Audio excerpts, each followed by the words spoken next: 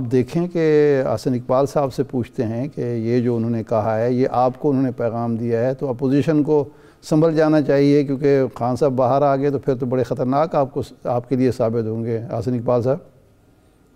वो बहुत शुक्रिया इरशाद आरिफ साहब। देखिए, वो किसी शायर ने कहा है कि सुनहरे ख्वाब दिखाने में खूब माहिर है, वो बेवकूफ मनाने में खूब माहिर है। वतन चलाना तो उस आदमी के बस का नहीं, मगर जबान चलाने में खूब माहिर है।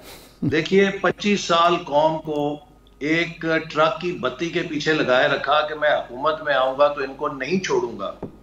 हुकूमत में आए, 4 साल बदतरीन इंतकामी कार्रवाइयां की, चुन चुन के ऑपोजिशन के और खास तौर पे मुस्लिम लीग नून के तमाम सफ़े अव्वल के लोगों को जेलों में डाला, बदतरीन उनकी किरदार कुशी की, और एक एक करके अल्हम्दुलिल्लाह सब लोग अदालतों से सुरखरू होके बाहर निकले और साबित हुआ कि इनके केस बनाए हुए बोगस थे।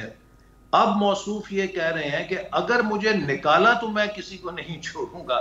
देखिए, जिस शख्स की सियासत का महवर ये हो कि मैं छोड़ूंगा नहीं, वो क्या कर सकता है? इनके पास कोई पॉजिटिव एजेंडा नहीं है, इनके पास कोई पॉजिटिव प्रोग्राम नहीं है। ये सिर्फ एक अनापरस्ती, नफरत और वेंडेटा के साथ हुकूमत चलाने पे यकीन रखते हैं। उसका नतीजा ये है कि आज मुल्क इनके काबू से बाहर हो चुका है। ये जो इन्होंने बातें की हैं वो असल में इनकी झुंझलाहट है, वो इनका एक एहसास शिकस्त है जो इनको अंदर से ऐसी बातें करने पर उभार रहा है।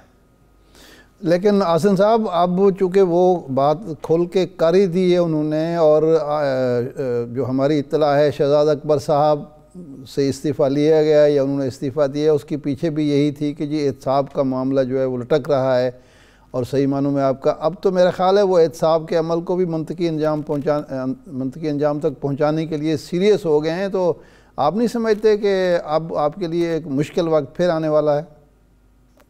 देखिए, मुश्किल वक्त अब खान साहब का शुरू हो चुका है, क्योंकि एक एक करके वो सारे वादे जो इन्होंने किए थे उनकी हकीकत कौम बच चुकी है। एक बात शायद उस पर अब कंसेंसस हो गया है कि इस मुल्क को चलाना खान साहब के बस की बात नहीं है। इरशाद साहब, किसी भी मुल्क को चलाने के लिए लीडरशिप के पास 4 डायमेंशन होती हैं कि उन 4 आप हैसियतों में मुल्क से रेलेवेंट रहें। या आप मुल्क की मईशत के लिए नागुज़ीर हों, या आप मुल्क की सियासत के लिए नागुज़ीर हों, या आप मुल्क की सफारत के लिए नागुज़ीर हों, या आप मुल्क की मुआशरत के लिए नागुज़ीर हों। खान साहब एक एक करके हर डायमेंशन से इररेलेवेंट हो चुके हैं। मईशत इनके काबू में नहीं रही, सियासत इंतहा इन्होंने महाजराई करके उसमें इंतशार पैदा कर दिया है, और मुल्क जहां पे खड़ा है उसको यकजहती की जरूरत है, मजीद पोलराइजेशन की जरूरत नहीं है। इसी तरह सफारत का आलम यह है कि इस्लामाबाद में इस्लामी ममालिक के वज़राए खारजा का इजलास होता है और हम उसमें कश्मीर का नाम भी नहीं ले सकते। आज कश्मीर के अंदर भारत की फौजें मुसलमानों के खून से होली खेल रही हैं। पाकिस्तान एक खामोश तमाशाई बना हुआ है, कोई हमारे साथ नहीं है। चौथे नंबर पे जो सोसाइटी है वो शिकस्त और रेख का सामना कर रही है। जो महंगाई है, जो बेरोजगारी है, जो गुर्बत है, उससे उसका सोशल फाइबर टूट रहा है। इंतहा पसंदी हो रही है, दहशत गर्दी हो रही है, साने सियालकोट जैसे वाकयात हो रहे हैं।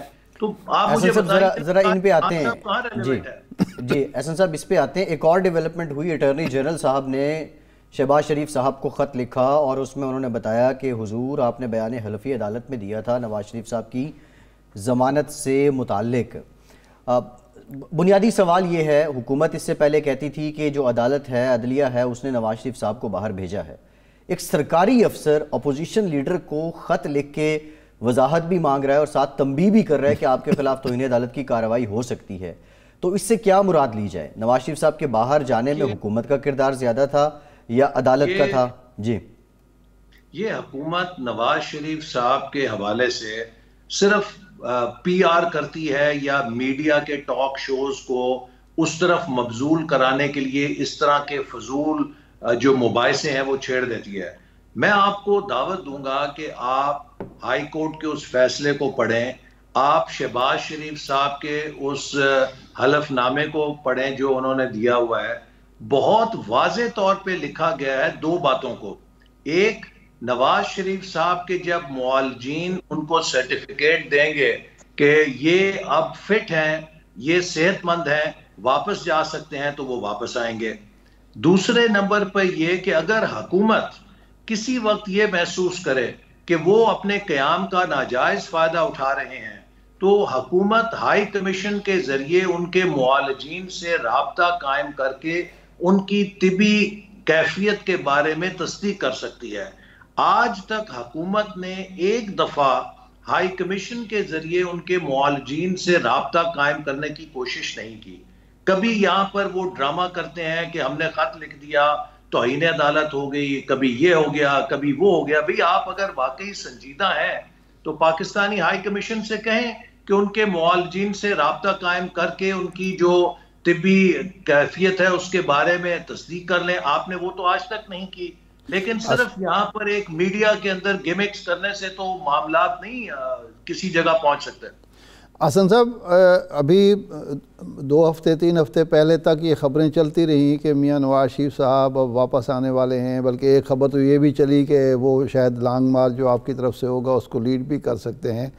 तो अब मियां साहब के बारे में तय है कि वो अभी नहीं आएंगे जब तक कि उनका इलाज मुकम्मल नहीं होता? जी देखिए, उनकी जो तिबी कंडीशन है वो ऐसी है कि उन्हें मुस्तकिल वहाँ पे अपने मुआलजीन की निगरानी की ज़रूरत है, और बरतानिया में कोविड की वजह से जो तमाम प्रोसीजर्स हैं वो काफ़ी डिले का शिकार हैं। तो जो ही उनके मुआलजीन उनके हवाले से सेहतयाबी का सर्टिफिकेट देंगे, वो 1 मिनट ज़ाय किए बगैर वापस आ जाएंगे। लेकिन मुस्लिम लीग नून की जो सेंट्रल एग्जीक्यूटिव कमेटी है और सारी पार्टी और हमारे तमाम कारकुनों की ये राय है, जिसका मैं समझता हूं कि बहुत क्लैरिटी के साथ सबका फैसला है कि हम उनकी सेहत के हवाले से कोई रिस्क नहीं ले सकते। नवाज शरीफ साहब को हम इसलिए नहीं कह सकते कि आप वापस आ जाएं कि हुकूमत टीवी के टॉक शोज पे आके क्या कह रही है।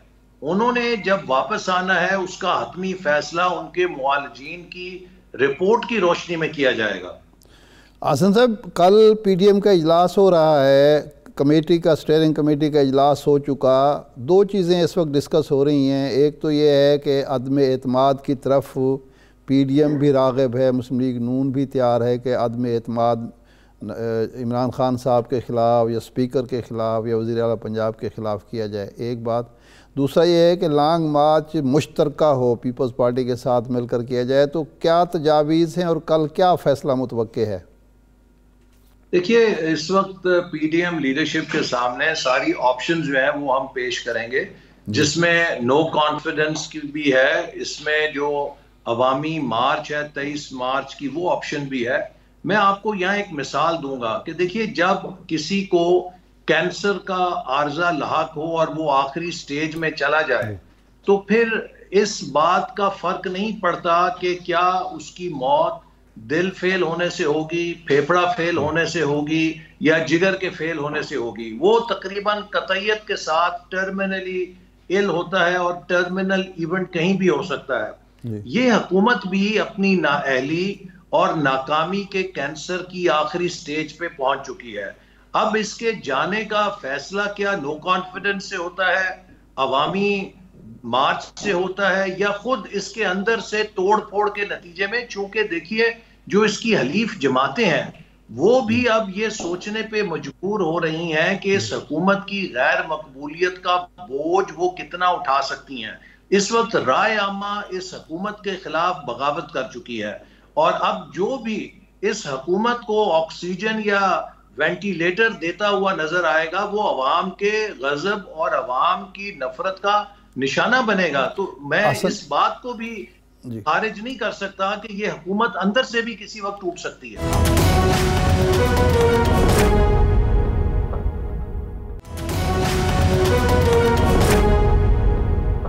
आसन साहब, ये गालबन राना तनवीर साहब हमारे पास थे, तो उन्होंने ये कहा कि ये परवेज़ खटक साहब या शाहमूद कुरैशी साहब या कोई और लीडर अगर खड़ा होता है तो हम उनका साथ दे सकते हैं, इस शर्त पर कि अगले इलेक्शन मुनसिफाना होंगे, शफाफ होंगे।